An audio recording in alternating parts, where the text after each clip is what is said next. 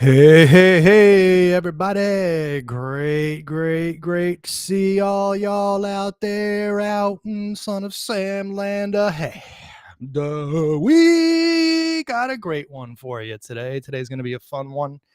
We're just having a little light time. This is one that I actually wanted to do back when we were doing the main bulk of the video series before I said goodbye and returned once again.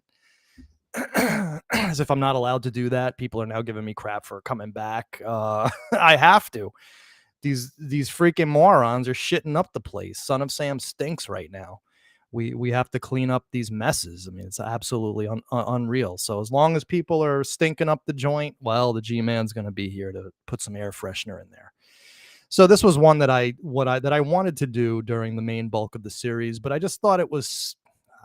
I honestly thought that this was just too stupid, that it was just so easy and so like low hanging fruit that like what's the point? I figured even the morons would see this and start coming around and being like, yo, this smells like MMB to me. And of course, what's MMB? Moet. More Maury bullshit. So yes, we are cleaning up the mess of the main stinker himself today, Maury Terry. And of course, he still has a few fans out there. I don't understand why. It's crazy. I mean, these people have no self-respect even. I mean, think about it. Think about what like Carl Denaro said Maury made people do: jump through hoops, solve riddles and puzzles, and have to prove themselves worthy of getting information from him. And then he would like drip out a little clue here, a clue there, this, that, and so on, and none of it led anywhere.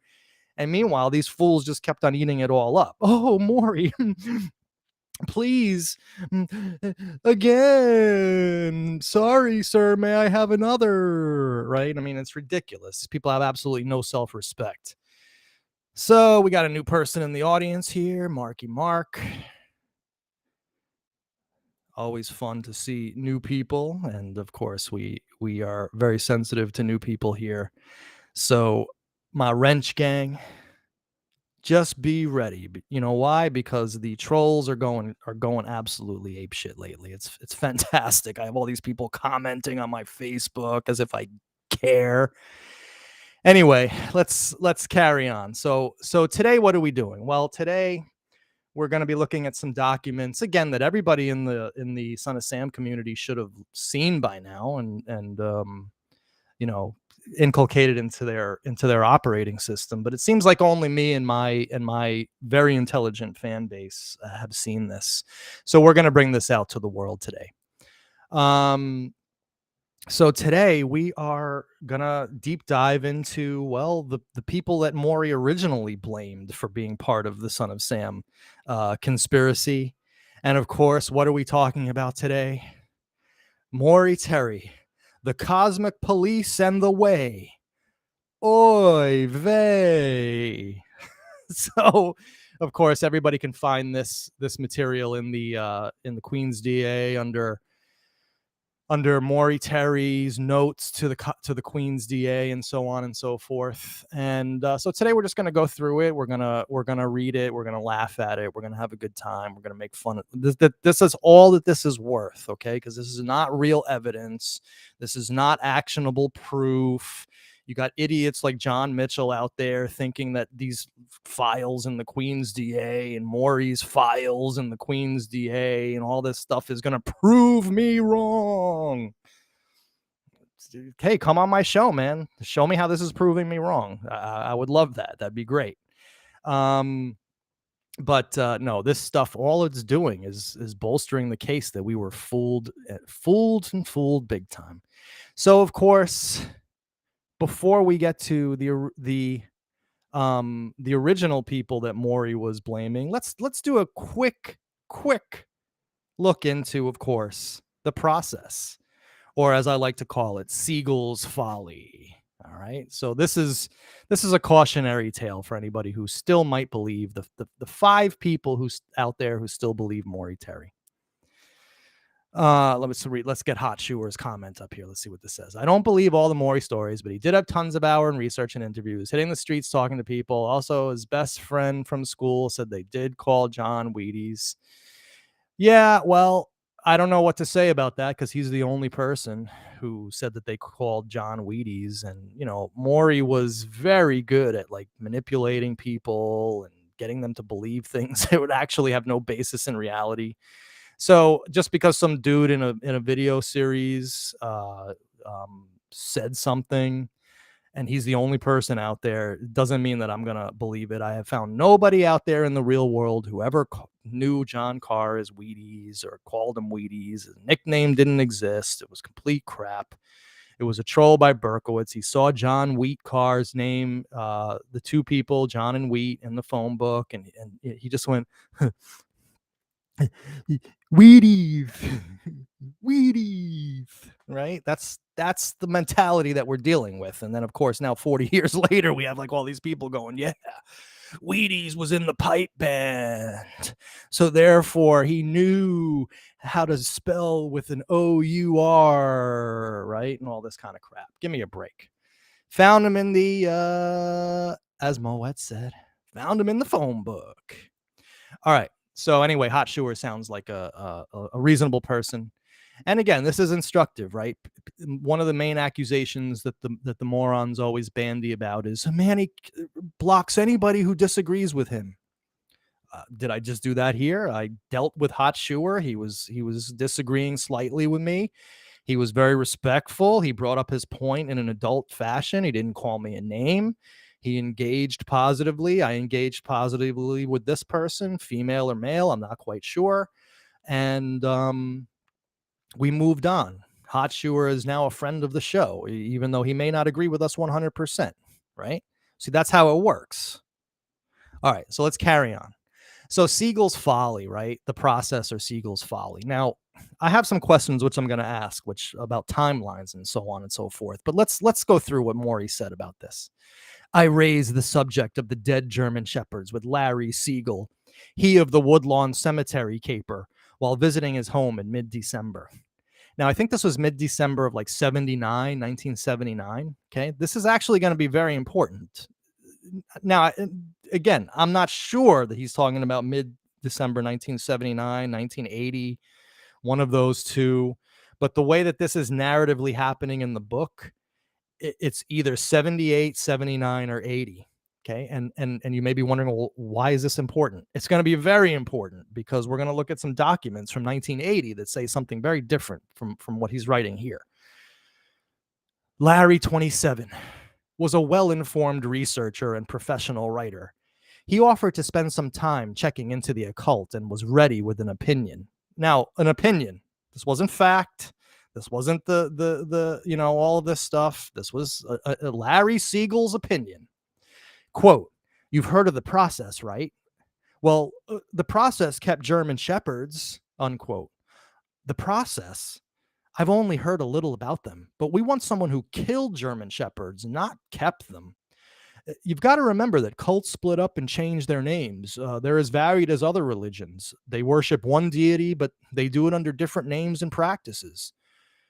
Like the Great Schism in the Catholic Church, or like the dozens of Protestant sects that started really when Martin Luther nailed his complaints to the door? Yes, Larry responded. That's the basic idea. They keep what they like, discard what they don't like, and sometimes adapt a practice that's just the opposite of the parents' group. Following Larry's reasoning, I asked if we might be looking for a process splinter group that instead of keeping dogs was killing them as an act of defiance or a sign of independence. That could make sense, Larry agreed. These Satan cults are religions too, perverse and sick, but still religions. Yeah, and in that context, since shepherds are a strong breed, they might also represent a higher or more pure form of sacrifice, like the offering of the Virgin in pagan days, I said. Oy vey. So here you have these two idiots feeding off each other, right? Larry Siegel, who just came up with an opinion, and then Maury Terry was like, yeah, that sounds believable, like the Protestant churches and the Catholic sects, as if this conversation actually really happened. I mean, give me a break.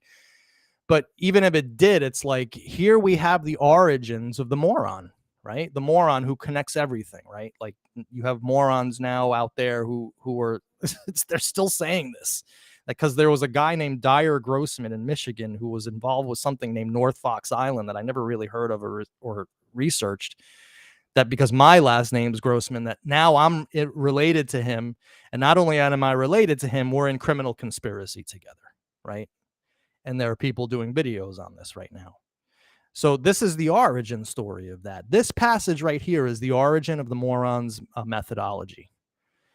Oh, I asked if yeah, they that's the basic idea. They keep what they like, discard what they don't like, and sometimes adapt a practice that's just the opposite. So basically, this covers everything right here. Whatever you want to fit into here, into your theory, you can make it work by following this logic. Oh yeah, it was a process sect, but instead of keeping German shepherds, they killed them, right? I mean, it's like, dude, you can make anything fit if you want it to fit, right?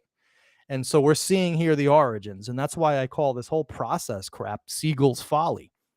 Because the fact is, if you actually go and read the book, the real book that's in the real world, that's a corporeal object that actually exists in your hands with words and printing in them, if you read that book, the first mention of the process is here, is Larry Siegel, right? 27 years old, Siegel's folly.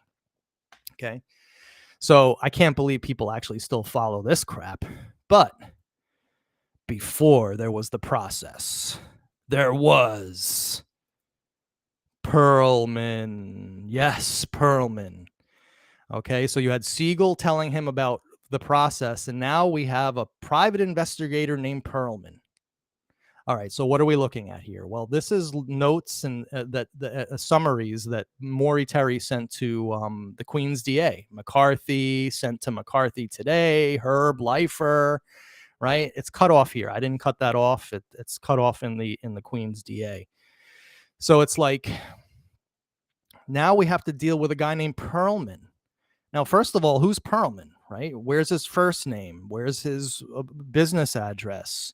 Where's his credentials? And so on and so on and so forth, right? It doesn't matter to the moron, because the moron actually thinks that everything in Maury Terry's shit-stained garbage notes actually constitutes actionable proof in the real world, right? And I'm like the first researcher in Son of Sam to actually come out and say, yo, the emperor wears no clothes. This is actually shit-stained garbage. Maury's stuff is crap.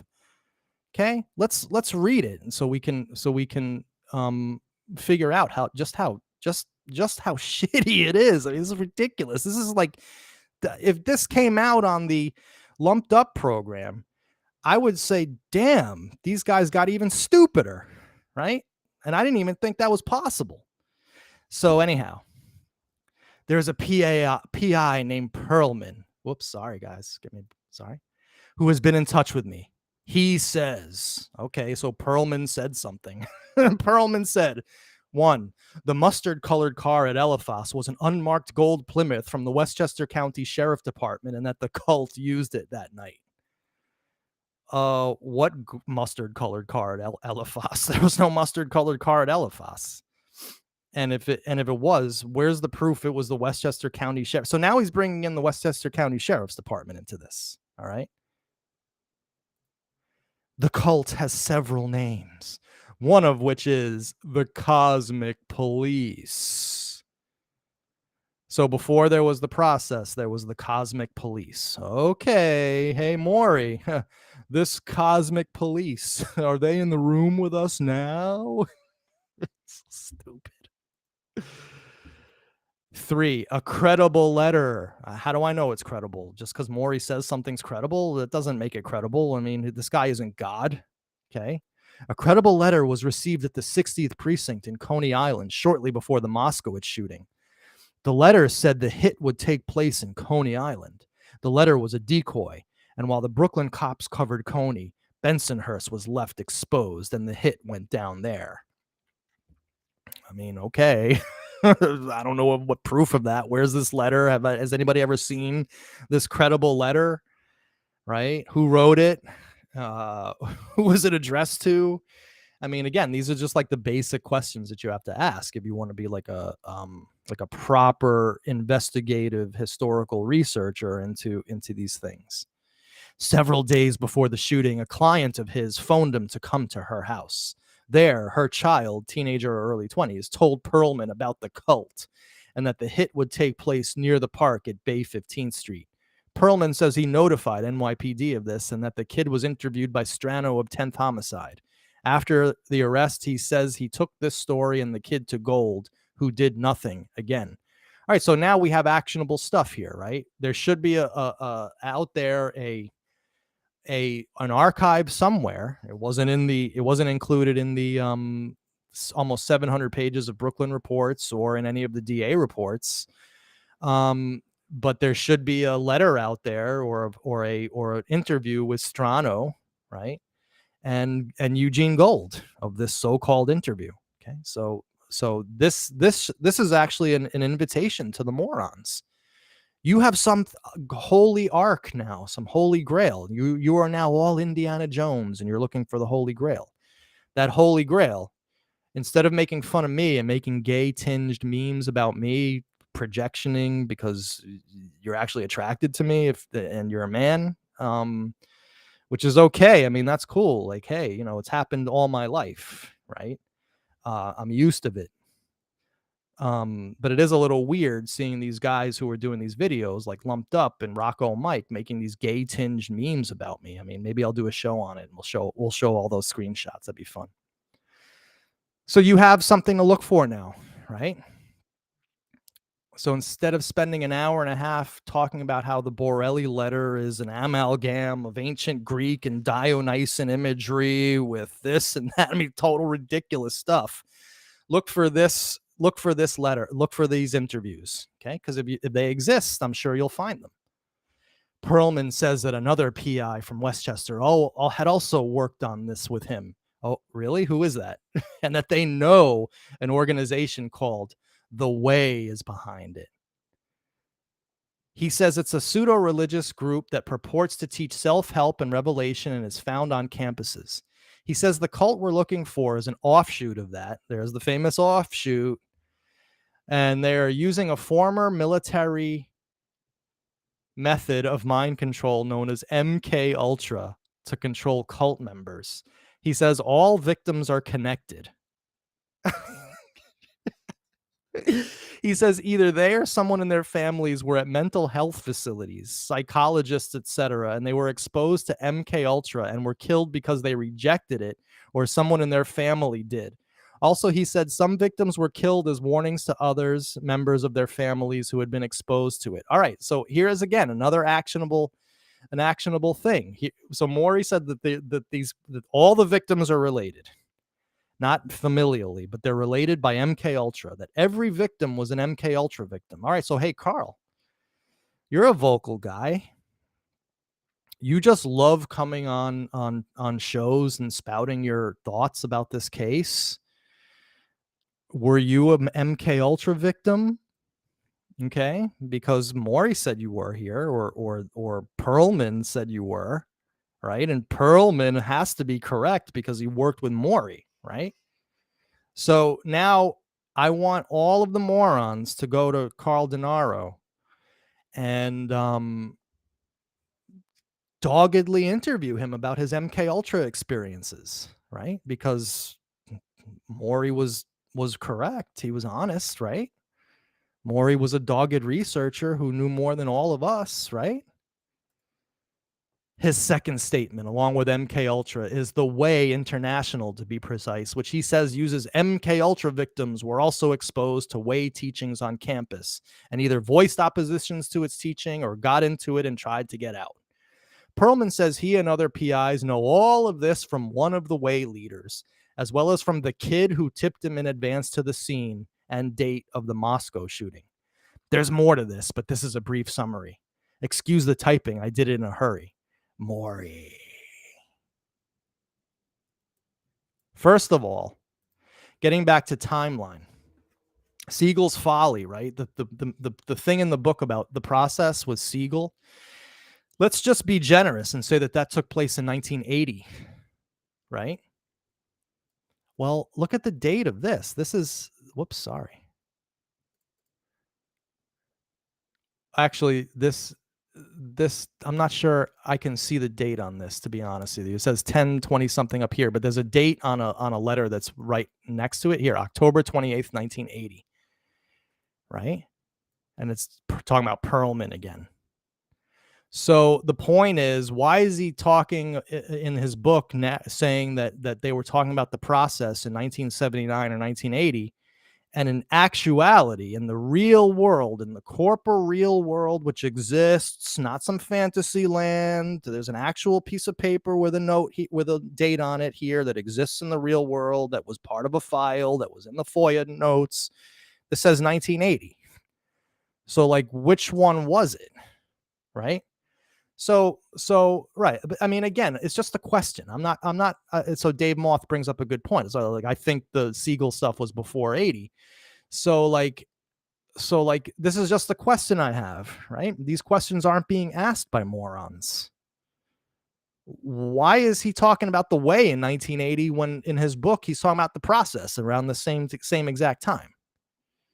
So anyway, so you can see why the Queen's DA people, if you listen to the Maury audio tape with Herb Leifer, they treat him like he's a lunatic. I mean, quite frankly, they're talking to him as if he's like mentally ill. These guys did not take Maury seriously, and the reason why is because he's sending them this horseshit with MK Ultra, and all the victims are related, and they were killed. All right, so yeah, Donna Lauria was in MK Ultra. Joanne Lomino was in MK Ultra. Right, Stacy Moskowitz and Robert Violante, they were MK Ultra victims, and they all refused to be part of it, and so on and so forth. Get the F out of here. This isn't even good enough. I mean, I think even the morons would look at this and say, there's something not right here. Let's look at the next letter. Tom, I had another long talk with P.I. Perlman today. This thing is getting heavier and heavier. He wants to meet with me within the next 10 days. I told him I would be there. However, due to the nature of this information, I would like Leifer to accompany me. Now, Leifer is the Queen's DA. Herb is, I take it, still the guy with the responsibility for this, and I simply do not want to go alone, for one thing and for another. I want to make sure that the right person from your office hears this for themselves. If we're going to work to solve this case, the time to do so is now. Otherwise, you people, hey, you people of the world, say ho. You people can all stop wasting my time, and I will publish what I have to and go on with the rest of my life. You know, this is a threat right here, right? I wonder if the Queen's DA didn't open up this, again, I'm speculating, but if the Queen's DA didn't reopen this investigation just because Maury was a threatening pest to them. I'm going to write articles about you if you don't do what I say. And I'm going to make you look bad. Right? Who knows? Could be. Otherwise, I will publish what I have and go on with the rest of my life. Too bad he didn't do that. Right? There's a lot of wreckage left in his wake. There is no way anyone can tell me that there is not a good amount of relevant information about there that should be investigated now. I have cooperated with your office since the beginning on this and have supplied you with some compelling information, the latest of which is this. David Berkowitz, on his way to Texas to get the gun, went to Florida and stopped at a way camp. Perlman says this information came from two sources, someone in the Brooklyn DA's office and from Joltak and Stern. Those were Berkowitz's lawyers. I myself already know he was in Florida, at least visiting his father. According to Perlman's information, DB was asked why he had gone to the way camp and replied, because they told me to go there. Who's this they they're talking about? None of this is actionable. Strano told Perlman about the note sent to the 60th precinct that was believed and had the cops covering Coney Island, exposing Bensonhurst, where the Moskowitz killing occurred. The information in advance on Moskowitz came from an informant who had gotten it from a young girl about 17. The informant, who I'm told is available to me and you, was interviewed by Strano right after the shooting. The SOS killings were carried out by an operating team of 6 people, including 1 woman. Perlman says his information shows that woman to be Wheat Carr. There he goes, blaming Wheat Carr for murder again with absolutely no proof. The woman who caught David Berkowitz, the woman who was being victimized, her family was being victimized by this psychopath. Oh, but that's right, she was in on it. He says there is a detective, at least one, a burglary guy in Manhattan, who can attest to overhearing a conversation in a Manhattan diner at which this woman, allegedly Wheat, was present. The conversation was about how the group operated and who was in it. 2 of the other members of the 6 were ex-GIs, and most were from Yonkers. The VEY tie-in of membership by the Carrs, Glassman, and Billy Dan Parker came from a former VEY high-up named Marie Leonetti and from several police sources, including a PI in Westchester. Oh my God, there's so much here. So we're to believe that someone was just sitting in a diner in Manhattan, and Wheat Carr and all of the Son of Sam people were in an adjacent booth talking out loud about killing people, about the operational sources of and methods of the Son of Sam shootings. I mean, this is insane what this guy is saying, right? Oh yeah, I'm Wheat Carr. Hey, ex-GIs over there. I know that we just killed 5 people. We're going on 6 and we're setting up this huge conspiracy. Let's go to dinner and talk about it really loud for someone to hear. And as Dave Moth says, whoops, overheard a conversation. That's really solid information. I mean, listen, morons out there. And you know who I'm talking about. Do you have any self-respect whatsoever? Any intelligence? Anything resembling an operating brain? This is your hero here, Maury Terry. Look at this crap. He's saying that Wheat Carr was in a diner talking about oh yeah, here's the operating team and get the Glassman, they say, was an auditor of VEY inductees. So now Glassman's involved. And Billy Dan Parker, the guy in Texas. So Glassman's involved with Billy Dan Parker and Sam Carr and somehow or other. One got into the VEY in this manner. An individual would be approached on campus and invited to a religious Bible reading meeting. The format would stay legit for at least 4 meetings, but after the 5th, there would be a regression and diversion into other things. After the 7th meeting, members would begin to learn how to speak right in tongues, the basis of which is in the New Testament books of Acts. Then the programming would begin of acceptable chosen members who had been decided could be manipulated and led on to other things, including murder. Knowing how Burke came back from the army as a Bible-toting born-again Christian, I find this entree to the cult plausible, especially when one goes over what he says in his letters that you have. Oh my God. So we're to believe that somebody out there, now on campus, what campus was Berkowitz on, right? What campus was Billy Dan Parker on and Craig Glassman?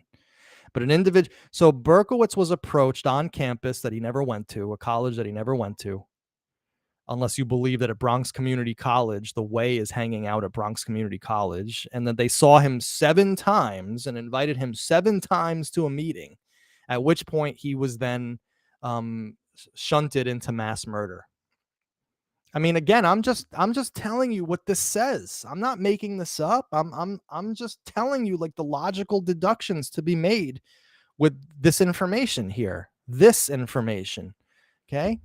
Although disinformation is also a very, very apt term. I'll repeat what Perlman was saying in an earlier conversation. The gold mustard-colored car at Eliphas and perhaps at Donna Loria shooting, same description. I never saw a description of that car. Was an unmarked car belonging to Westchester County Sheriff's Department. It was, he says, one of their fleet of Plymouths, either a Volare or Belvedere. I've checked. They had them. I believe that this must be pursued, along with the information on Norman S., Billy C., Wheat's newly discovered friends, Andy Dupay, and of course, Wheat herself, Wolfson et al. Honestly, this sounds like the Son of Sam letter, to be honest. I believe this must be pursued. I'll repeat what Perlman was saying. Anyway, I had a mathematician compute the odds of DB, Norman, and O'Shaughnessy owning 44 Bulldogs and not being connected. It is over 1 million to 1 in favor of them being connected.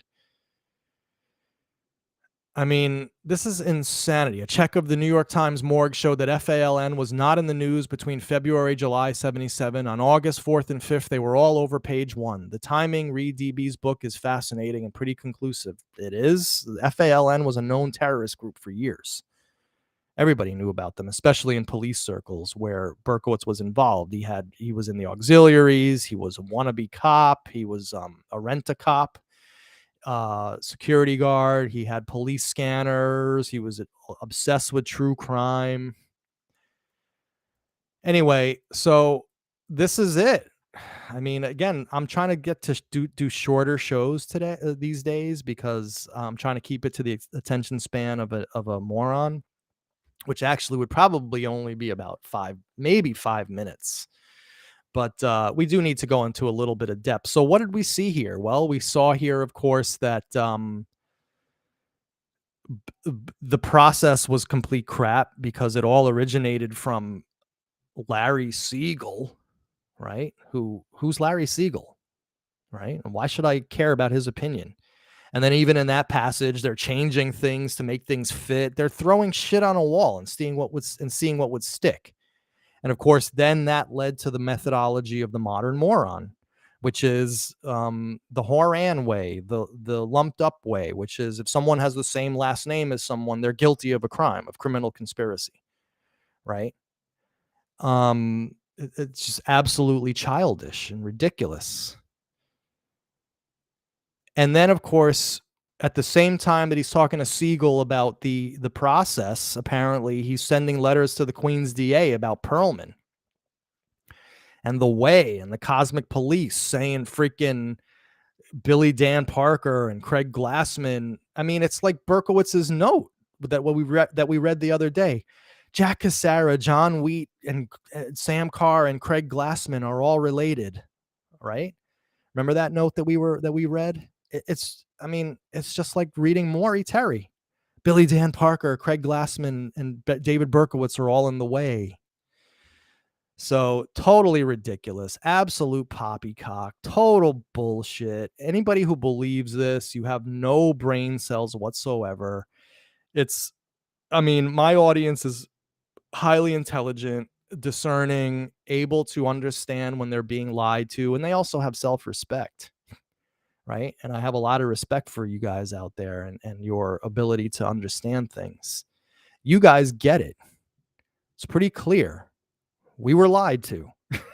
I mean, watch 10 hours of the Brooklyn series. Watch the upcoming North Dakota series. Nothing of what the moron thinks is true is actually true in the real world. Right? But here's another example of Maury's terrible methodology. And this one goes back to, so Dave Moth has a great comment. Definitely recommend people read that process chapter in TUE again. It's just Maury and Siegel jumping to conclusions and speculating. There's no factual basis to it whatsoever. Precisely and exactly. And we have to commend ourselves in this audience because we overcame this crap. We realized that we were lied to, manipulated, bullied, and abused. And we weren't going to take it. Right? So we changed. Everyone gives me shit. Manny, you used to believe in the cult. You used to believe in the Maury Terry theory. Yeah, you're right. I did. Congratulations. You're correct. Right. And I'm not allowed to change my mind. Once you believe something, you're set in stone for the rest of your life. You can't, you took down your videos because they didn't go with your theory. Yeah, you're right. I took my videos down that were all cult stuff because I didn't want that stuff stinking up the joint. I also slandered the hell out of Wheat Carr, right? And her brothers in those videos. As a person with integrity and honesty, I'm not going to leave those types of videos up, right? I mean, if you want to go watch that kind of crap, go watch the troglodytes. Okay, give them the views that they used to pay for. Give them the views. But here's another example of Maury's terrible methodology, and I have actual real world proof discrediting this crap. So this, of course, is another thing in Maury's notes. It's to Herb Leifer, copy to McCarthy. He was the press secretary, again, the same time period. Tom, I received another anonymous letter yesterday. Yeah, a letter that you wrote yourself to yourself, Maury. It's clear when reading that anonymous letter. That's the Dupay letter. We debunked the shit out of this in one of our shows already. It's written by Maury. Maury wrote a letter to himself, right? Just like he was Trudy Zeke and he was writing to himself on Facebook. This guy was doing this stuff back in the 70s. Okay. It appears to relate to Andrew Dupay, Donald, yellow Volkswagen. Another person with a yellow Volkswagen. Savage mailman letter, but it is not from the same source. However, we are apparently have another dead mailman on our hands. This letter states, several years ago, the writer had a disturbing conversation with a local mailman near Warburton, Cars, etc., who said in a worried, apprehensive way, a mailman learns more than anyone else about the people on his route, sometimes too much. Sometimes he gets to know more than he should, more than he's supposed to know, things he doesn't want to know. Writer says mailman was very nervous and worried in this conversation and would not amplify on what he had learned. The mailman committed apparent suicide in his garage 2 months later. Writer says mailman's name was Ray. Now here is the operative paragraph here. Writer also reports that a Yonkers cop lived on this route, Phillips Place, in those days and remained there until moving in 1979. The writer provided 2 license plate numbers of cars seen near the address on numerous occasions. The numbers are 79 VLL and Magic 12. 79 VLL as of yet has not been checked, but Magic 12 is listed to Alfred Chiaverini, 49 Corton Place, Yonkers. However, phone book also lists an Alfred Chiaverini at 3 Phillips Place. In any event, Chiaverini is a Yonkers cop, as I have learned. The writer believes there may be a tie-in between the Phillips Place cop, Magic 12, Chiaverini, Berkowitz, and the mailman's death. You got to be kidding me. First of all, Maury wrote the note to himself. Okay, it's in his voice. If you know anything about reading and writing, you can tell a voice. That anonymous letter was written on Maury's typewriter in his voice to himself. Okay, because he knew he was full of shit back then, and he was just trying to either save face or keep the grift going. So now he's getting into this passage here all about Andrew Dupay, and Andrew Dupay killed himself because of the Son of Sam case. And then he goes down here and he basically, guilt by association, says that because this guy has a Magic 12 license plate and is a Yonkers cop, that there's a tie-in. The writer believes there may be a tie-in between the Phillips Place cop, Magic 12, Berkowitz, and the mailman's death. So of course, Magic 12, right? It gets all the morons hot and bothered. Oh, magic. It's not spelled with a K, but still, that would be too obvious. Magic 12, guilty of connection to Son of Sam. Well, let me tell you something. Eric Galati, when he saw this, did a mitzvah to the Son of Sam community. He found Alfred Chiaverini, who now is a retired Yonkers detective who lives in Florida. And he had extensive conversations with Alfred Chiaverini, some of which I was privy to. I wasn't part of, but I was either on the other line hearing it, or he took extensive notes. Alfred Chiaverini was confronted with this evidence. Well, Maury Terry said you had a Magic 12 license plate. He connected to you with Son of Sam. And this guy Chiaverini, he was beside himself. He could not believe that this was actually occurring. And he said, Eric, I was a magician. It was like a side job. I would go to kids' parties and do magic for them. Right? I would do like I was a traveling magician. I still do it to this day to the old folks at the local community center. And then we called several other police. I spoke to Lorenzo Rinciari. They all confirmed that Chiaverini was known in the department as a magician. He would do it like as like parties, like he was a party magician. So you're seeing here where Maury, he literally creates something out of thin air himself, then makes a whole elaborate conspiracy theory about it that is not based in reality in any way, shape, or form. He names people who should not be named in any way, shape, or form. This letter right here is a microcosm of the entire Ultimate Evil book, right here. These one, two, three, four, five, six, seven little paragraphs are a total microcosm of the Ultimate Evil. The same shit that is in the Ultimate Evil from page 1 to whatever the end page is represented in this shorter note. So my suggestion is just read this note. It'll take a lot less time. But I actually suggest people do read the Ultimate Evil because, again, it's the book that got us all into this case. It's a fun book. If you don't know any facts, it's highly convincing. Because again, Maury taught us this methodology of connecting things which shouldn't be connected in any way, shape, or form. And then he just outright lied to us and made up evidence. He changed timelines. He just invented stuff when he had to. As in Cecilia Davis's hoax, right? She never saw Berkowitz never drove away from that scene. That didn't appear in any media report, including Cecilia Davis's byline, nor was it in any of the detective reports. The only place where that came up was in Maury's book. So in either case, that's basically all I have to say. Let's see if there's any quotes going on here. John and I are John Catalano and I are going to be coming on this Thursday. We're starting our North Dakota series, which could take us all summer. I mean, we're going to take it slow and we're going to go deep. But we are going to be starting with Phil Falcon, and we'll cover him in one show, and then we'll figure out who to do next. There's several interviews that we're going to get to, all taped, all in people's real voices, where none of the stuff that's in the Ultimate Evil actually is on these tapes. It's actually insane, the lies that we were told.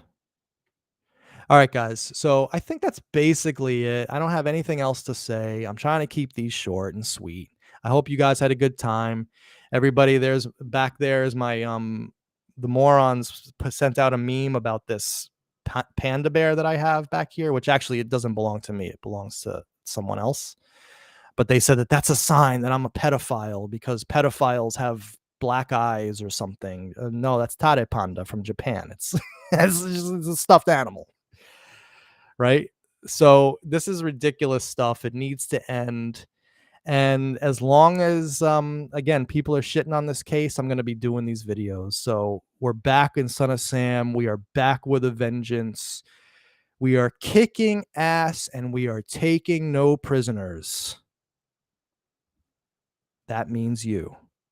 Beware. See you guys next show.